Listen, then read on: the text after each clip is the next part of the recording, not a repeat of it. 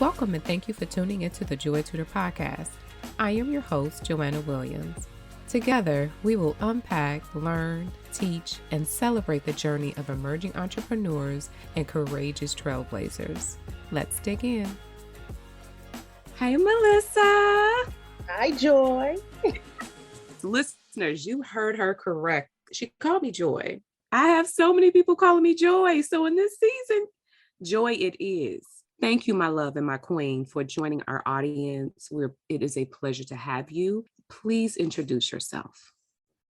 It is a pleasure to be on this table with you, Joy. My name is Melissa Elliott.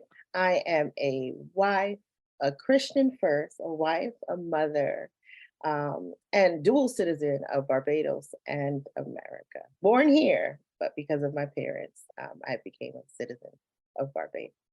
And I'm also a group practice owner of Agape Family Therapy and Coaching, where we provide mental health services to New York State and coaching nationally and internationally. So I am in Queens, New York. What area of New York are you in? We're in Brooklyn. In Brooklyn. Okay. Well, that's where we're having our Celebrations of Courage event this June. And I did do a little bit of research on you, which is the reason why I will be honoring you this June with the Impact Award. Oh, wow.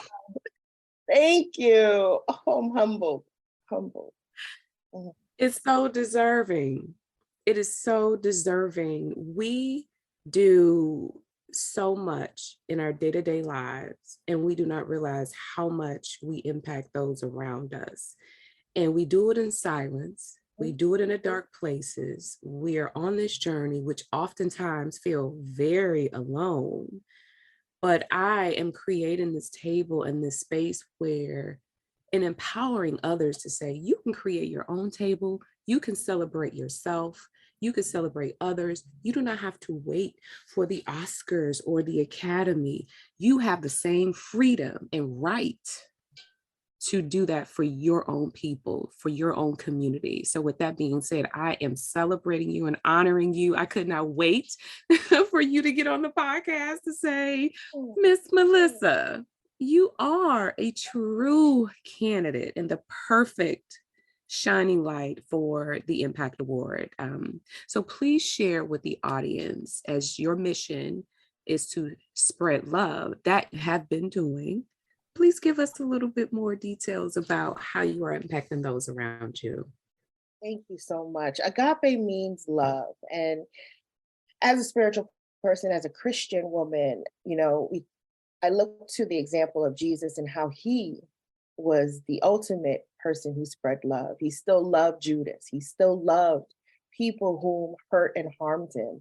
And how do we do that in our everyday lives? How do we recover and heal from trauma in our lives? And so with Agape and our team, we really look to ensure that folks are the experts in their lives. They know what works best for their lives. They know, and we are coming along in that journey with them. And so we don't take our stance as the expert, but we understand that the ultimate expert is Jesus. And we hold space to have real conversations that hold people accountable. Also, talk about boundaries and setting boundaries to maintain positive self in the world, self-liberation, self-leadership, to be able to not only heal, but also recover and repair. Let's talk about the recovery space. When I was going through my healing journey in 2021, and let me just say, there's always work to do, okay? However, I went through a boot camp healing journey in 2021. And I realized that when you have the hard conversations, when you do the retrospective and introspective of yourself and really face what is triggering you, when you take a different perspective and look at, maybe it's not them, maybe it's me. After doing all of that work, I realized that I needed to sit in a recovery period. It's no different than going into surgery and having like open heart surgery, or even if you just have a little cyst taken out or having a stitch right, repaired with a few stitches, you still have to let it be, let it rest, and let it heal. That is so important for anyone out there who is on a journey of self-love, on a journey of healing and working through. I've often heard it say shadow work, which is, you know, negative self-talk or the imposter syndrome, right? Abandonment issues, people pleasing. As you are working through that, show yourself some grace. Oh, immense, very important to show oneself grace, because that's what God gave us, grace, you know. And oftentimes we're so hard on ourselves that we can't even see to be graceful to ourselves and to others. And I find that the more that we're hard on ourselves, the more harder we are on the world and the people that we love in that world. The more distrustful of ourselves because we've made mistakes, the more we are distrustful of the people around us in our world. The more, you know, the way in which that critical piece that comes up inside of us, however it shows up, that we are to ourselves, we do that to other people. And when we become more aware of that, and we have more grace and more love and more peace and more understanding and compassion and curiosity for what is going on inside of us, then we can do that to other people. We give that opportunity to open that up for others.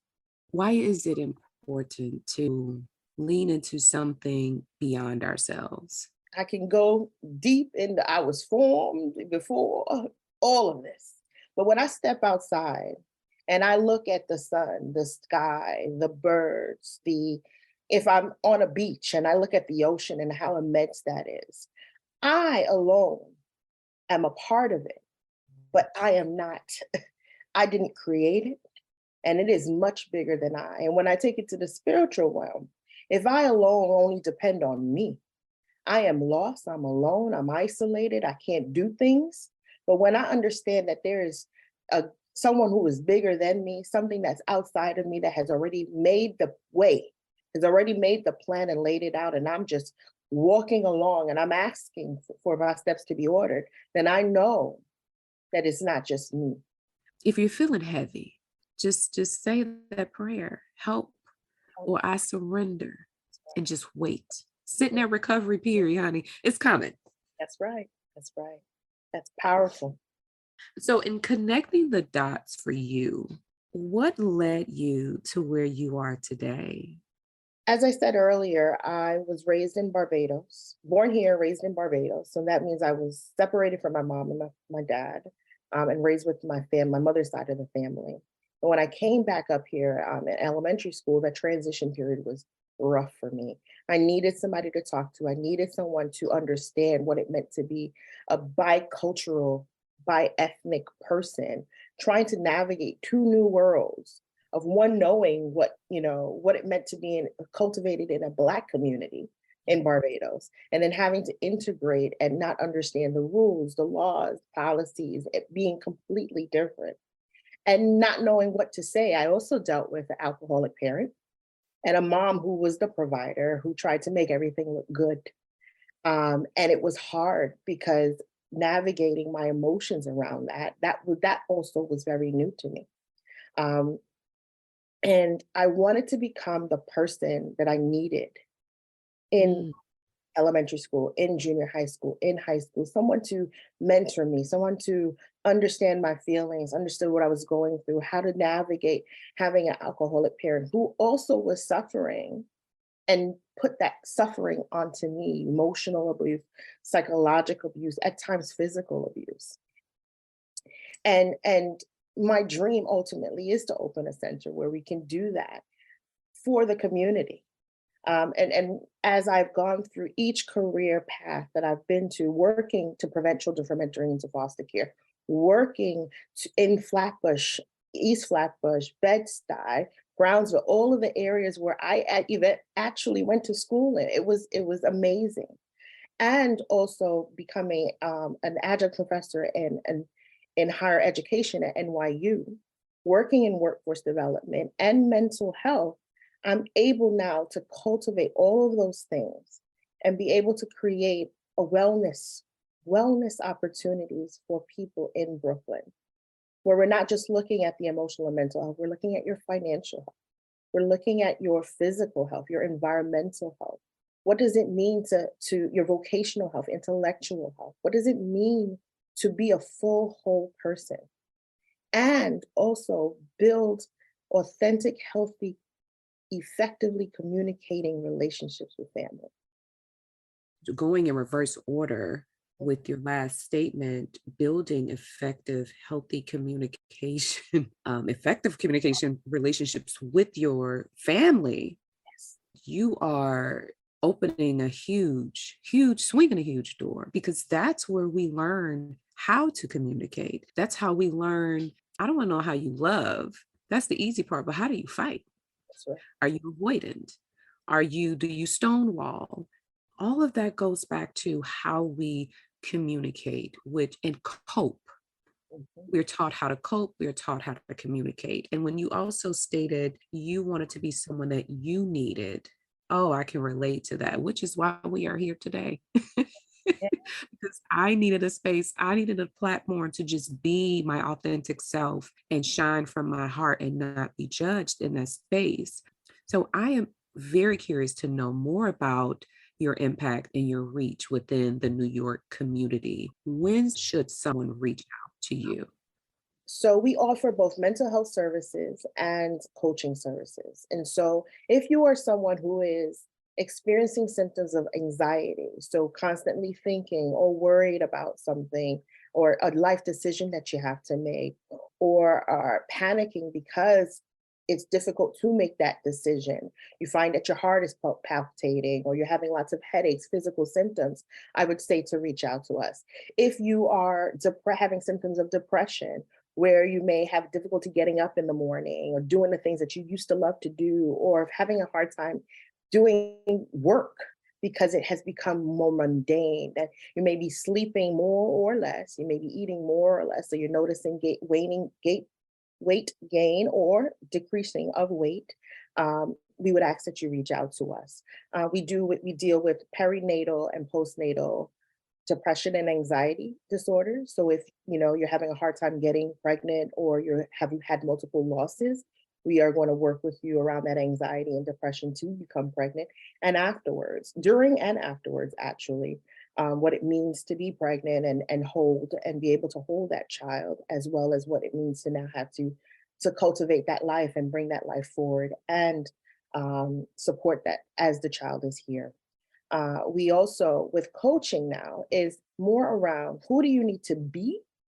Do I need to be courageous? Do I need to be curious? Do I need to be calm? Do I need to be confident? Who do I need to be in order to get what I want? And so we have a 90-day coaching program that allows you to develop goals, uh, financial goals, professional goals, business goals, I would say weight, physical health goals, emotional, mental health goals that will help you to get to where you want to be in the next 90 days. So you actually see tangible results in getting there.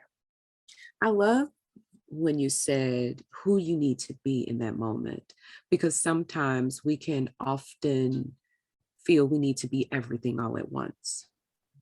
And it really makes it more digestible and practical when we can just be one one thing, or have one title for ourselves. Okay, in this moment I just simply need to, let's say, show up. What are some of the challenges that you have faced and had to have overcome to get to this point where you're providing such resources for our community?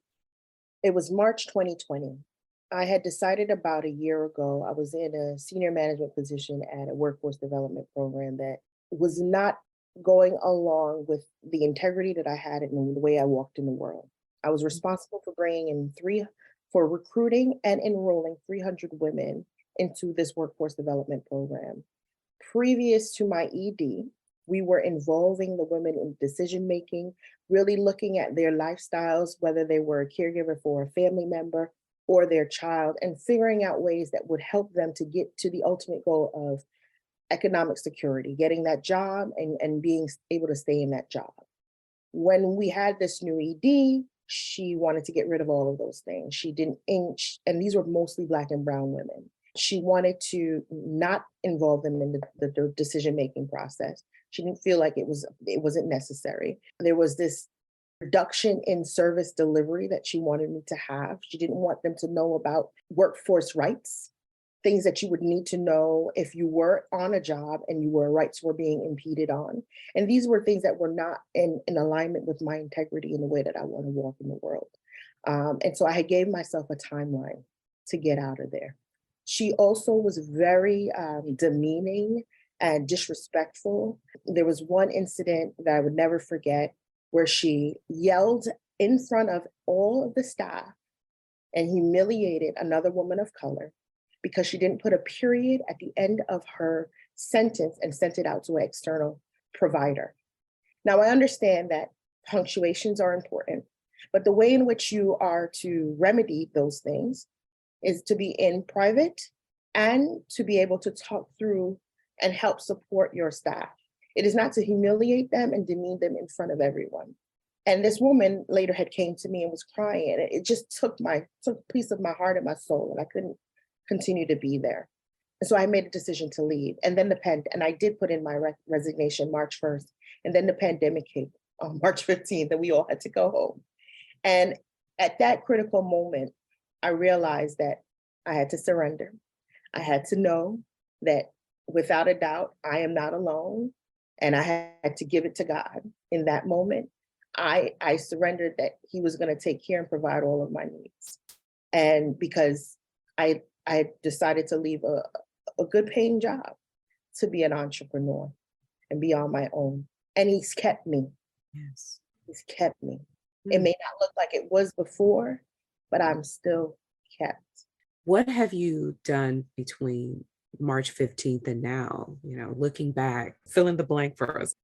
And so I've connected to my network and had opportunities to provide diversity, equity, inclusion, and belonging trainings to board members. I've been able to have trainings with nonprofit leaders around what it means to be inclusive and to include people who you're serving into the decision-making process.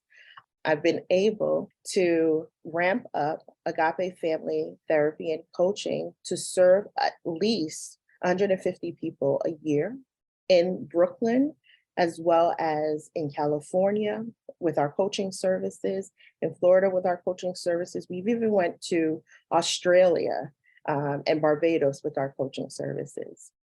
And I continue to grow in the nonprofit sector, really having trainings around what it means to be anti-racist, what it means to, have leaders who look like us, who represent us, who understand us, who come from where we come from, and have humility and provide dignity and respect, ultimately, for those who we serve.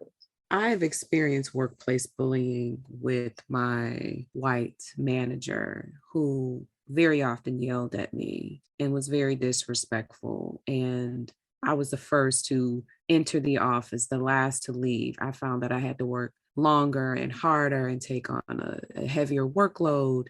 And I could not express myself. I could not be assertive because me being assertive was deemed as being aggressive. So for you to take a mess and turn it into a message, and then also develop programs that educate and teach, that is true impact there. And it's needed. God had you in the right place at the right moment. Thank you for being, there for the young lady who was humiliated, because I know what it's like to be on that side where you are alone. And we do need representation, because why does representation matter? It matters because there's empathy in those spaces when you have others who have been through what you've been through, who have walked the walk and talked the talk. And we oftentimes do not have anyone who stand up for us. So thank you. What is your mission? My mission is to spread love, and when we say love can seem so fluffy and wonderful, but it is at times hard, to love the unlovable, to love yourself at times, to love, and when I saw love, thinking about my dad and how he caused me so much pain and how I can sit here today and say, yes, I still love him. But I also have to understand he had struggles. He had, things that he had to overcome, and it was hard for him, to be a man, an immigrant man in this world and have to provide and struggle to provide. And that's why he took to alcohol. And yes, it was difficult to do that. And I'm not going to sit here and say that it is easy, but I think that we always have to hold on to love. And that is my mission. It's the best pill to release pain. When you show love for yourself, having parents who cope in the best way they could cope, doing the best that they could. And again, to your point, not to excuse the behavior or the damage that was caused, recognizing that and understanding that. But it takes courage. It takes strength and power to look at that and say, I am going to infuse the energy of love. That's healing. And you do not know how people around you can really be affected and impacted and grow based on your courage. You are a walking manual.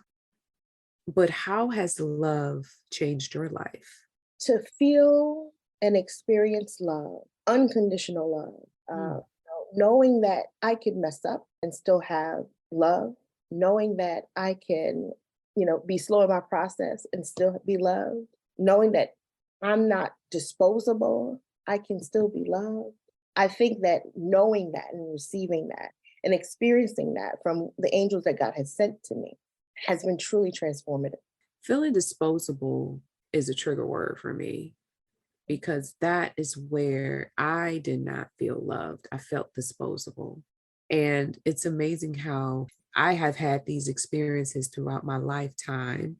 And each time I go through it, that self-love, that self-worth muscle gets stronger and stronger. Because if you don't learn the lesson, you will repeat the exam. You will repeat the course. What I now understand is that I need to love myself unconditionally the same way I do others. So that's what this walk and new journey is about in 2023 for me, is to really pour that all back into myself. Time to see what it's like to live in joy. That's joy. Hence the new name, Joy. Is there a story that you would like to share around your walk in the name of love? I had an inkling and a draw to a lot of bad boys in my earlier 20s. And it was something about the emotional unavailability, but the physical presence and protection. And I later realized that protection was because I wanted to feel protected, and from the experiences that I had had with, my dad, and wanted to be protected. And my husband came along and it was a lot of joy and a lot of emotionally present for me. And to me, that was very scary and very uncomfortable. And at the time I was in therapy, and my therapist asked me to lean into it. And I was like, what do you mean? And I found myself leaning in and leaning in and leaning in until it became comfortable. So his hugs and his embrace became comfortable. Whereas in the past, I didn't get that from the rough boy. I didn't get that from, that bad boy. I got it from my husband. And I was not nice to him in the beginning because I had been used to that roughness. I had been used to, speaking in ways in which were not lovable because of the previous experiences. And he had a different vision for me, and he treated me as such. He saw that I was loving. He saw that was possible, that was inside of me. And he does it sometimes still. He he chucks it off to like, okay, Melissa, all right. He's patient, he's kind. And because of that, I have been transforming into a more lovable person because God sent him to love me. And shout out to hubby for loving on you and being patient and loving you in a way that gave you the runway for you to grow and evolve. And thank you for taking that and paying it forward through your initiatives. So I am so excited to celebrate you June 3rd. I didn't even look at the calendar, but I'm going to make sure I'm there. It is going to be a fabulous time. What else would you like to share in this space with us? Dream, believe in yourself, accept support, and act now. Thank you so much, Melissa. Please tell our audience, how can we get in contact with you? We are on Instagram, Agape_Family Therapy and Coaching. On Facebook, Agape Family Therapy and Coaching. Our website is www.agapefamilytherapy.com. You can call us 929-234-1697 or email us at agapefamilytherapy@gmail.com for an intake. Thank you, love. Thank you for joining and listening in. We greatly appreciate your time. To learn more about our business development classes, such as how to start a business, business plan development, we got you. I'm also excited to announce that we've launched our new Entrepreneur Roadmap and Execution Planner along with the class. The class is maxed out at 14 registrants, therefore the class books very fast. However, we do have waitlists available. Sign up at JoyTutor.com. Also, last but not least, you can follow us on all the social medias at JoyTutor or JoyTutor Inc. Until next time, take care.